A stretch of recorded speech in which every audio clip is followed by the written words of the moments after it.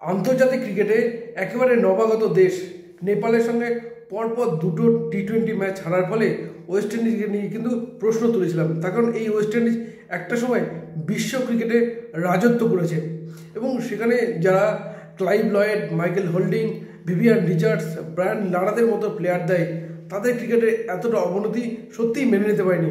আর সেই কারণে প্রশ্ন তুলেছিলাম ওয়েস্ট ইন্ডিজকে নিয়ে। তার কারণ এই ওয়েস্ট ইন্ডিজের কথা যদি বলি, এই টেস্ট ক্রিকেটে তাদের সে সেরা সময় পেরিয়ে এসছে।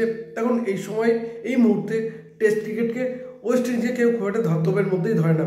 ওয়ানডে ক্রিকেটেও তাদের অবস্থা শোচনীয় এবং বাকি ছিল টি-20। তখন টি-20 ক্রিকেটে ক্রিস গেইল বা কাইরন পোলার্ড, সুনীল নারিনরা কিন্তু দলকে বা দেশকে টেনে নিয়ে যাচ্ছিল।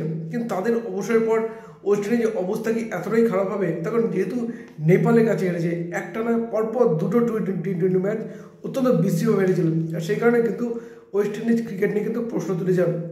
এবার তারপরেই দেখা গেল কিছুটা সমহিমায় ফিরল ওয়েস্ট ইন্ডিজ তৃতীয় টি-20 ম্যাচে এবং সেই ম্যাচ কিন্তু জিতলো সেই ওয়েস্ট ইন্ডিজিয়ান মেজাজেই। তার কারণ এই ওয়েস্ট ইন্ডিজ বড় বড় ছক্কা মারতে ভালোবাসে, বিগ হিটার নিয়ে খেলতে ভালোবাসে।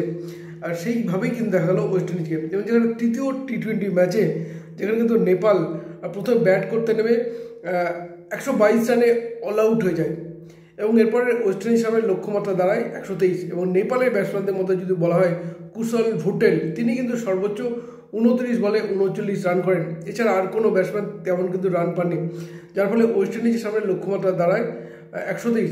আরেকটু বলে রাখি, ওয়েস্ট ইন্ডিজ বোলারদের মধ্যে রেমন্ড সাইমন্ড, তিনি কিন্তু 15 রান দিয়ে 4টি উইকেট পান এবং তার দাপটেই কিন্তু নেপালের ইনিংস 122-এ আটকে যায়। এরপর খেলতে নামে ওয়েস্ট ইন্ডিজ এবং শুরু করে একদম ওয়েস্ট ইন্ডিয়ান মেজাজে রীতিমতো 12 ওভার 2 বলে তারা কিন্তু কোনো উইকেট না হারিয়ে 123 রান তুলে ফেলে।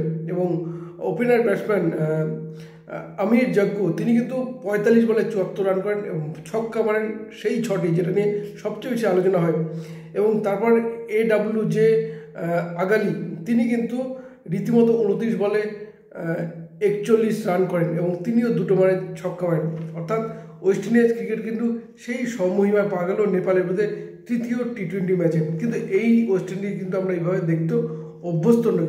কারণ যে West Indies Vivian Richards, Brian Lara, Chris Gayle, Clive Lloyd, Michael Holding, Curtly অ্যামব্রোসদের মতো প্লেয়ার দিয়েছে, তাদের এইভাবে দল ভেঙে পড়বে বা এইভাবে পরাজিত হবে এটা মেনে নিতে পারেনি। সেখানে প্রশ্ন তুলছিলাম। আর অবশেষে শেষ টি-20 ম্যাচে কিন্তু সমহিমায় দেখা গেল ওয়েস্ট ইন্ডিজকে। কী বলবেন আপনারা? অবশ্যই জানাবেন কমেন্ট করে।